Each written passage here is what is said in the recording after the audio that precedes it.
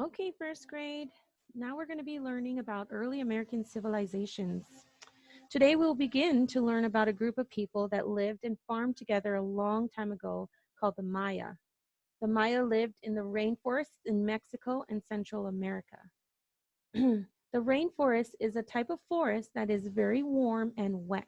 Many evergreen plants live in the rainforest, which means that the rainforest is green all year long. You might remember in kindergarten that you learned about the Lakota Sioux and how they were nomads who followed the buffalo, their source of food and clothing, wherever the buffalo went. So I want you to think about when you listen to this story and find out how the Maya lived and how they got their food and whether the Maya were nomads like the Lakota Sioux tribes or whether they were farmers. Once there was a Mayan boy named Canal. Canal lived with his family about 3,000 years ago in an area that is now called the Yucatan Peninsula. One day, Canal was working in a field near the village where his family lived when he saw another Mayan boy coming his way. It was his cousin Pic. Canal smiled and said, "Hello, how are you?" Pic had been lost in thought. He answered, "Fine, thanks."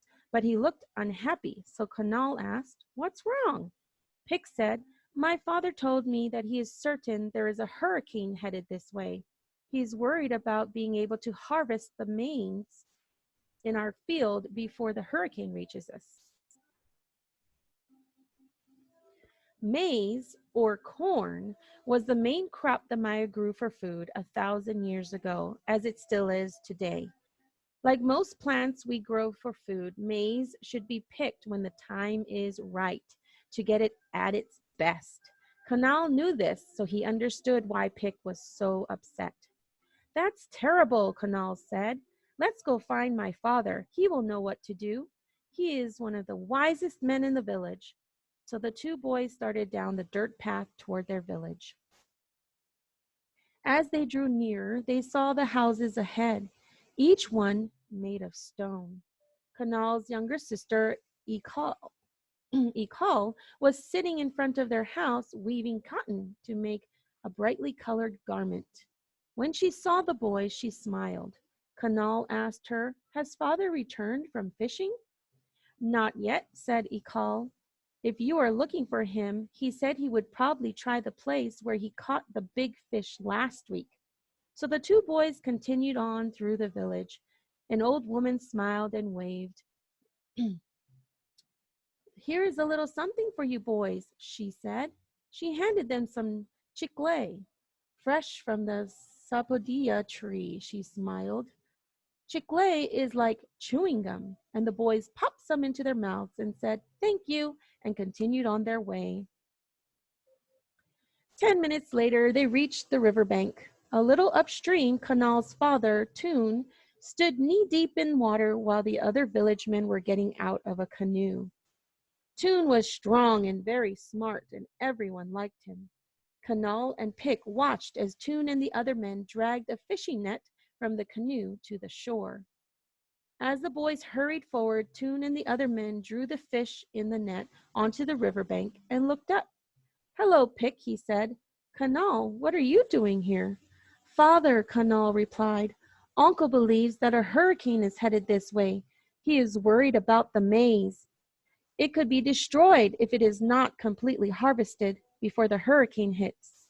Toon listened and then turned to Pick. "My brother can normally tell about these types of things," he said. "We are family. We will all help you pick your corn.